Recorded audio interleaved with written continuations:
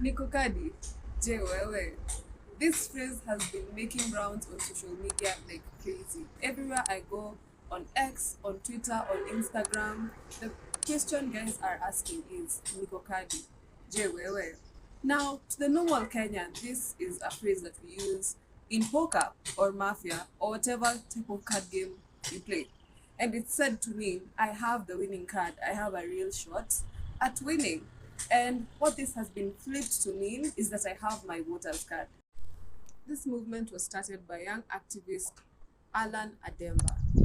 Young people realized that all this public outrage, venting on Twitter, TikTok, all the social media platforms won't lead to any actual change unless young people get to the ballots and vote. And all this starts by voter registration. The Niko Kadi movement has made the voter registration look really cool and is bringing more and more young people to ask questions about civic education, find out where the polling stations are, and stuff like that.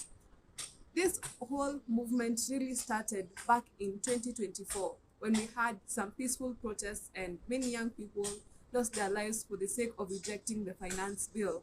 There were many hashtags like hashtag Occupy State House, hashtag Occupy Parliament, where the young people actually made it inside Parliament.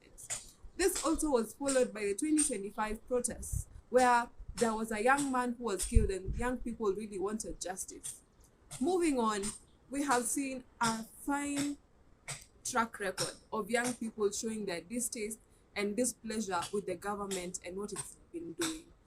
This has to change. So people have decided we are going out and we are getting our voters card. Now, obviously, the general public has got to know about this, and politicians too. Recently, at the launch of the Kisumu Malaba SGR, President Ruto himself said, tuko tayari na tuko kadi. Mwambie tuko tayari na tuko kadi. Kama munataka hiyo, tuko kadi tayari. Many people, however, have urged against making this phrase political, that it should really just belong to the people. Niko Kadi has never been about you. It isn't for you. It isn't by you. Co-option has been the name of the game for Kenya for a long time, but in the last year, something has shifted. This is not similar to post-2017 general elections, where we moved from no reform, no elections to a handshake. This also isn't 2022 campaign season, where the needs of genuine hustlers became campaign rhetoric.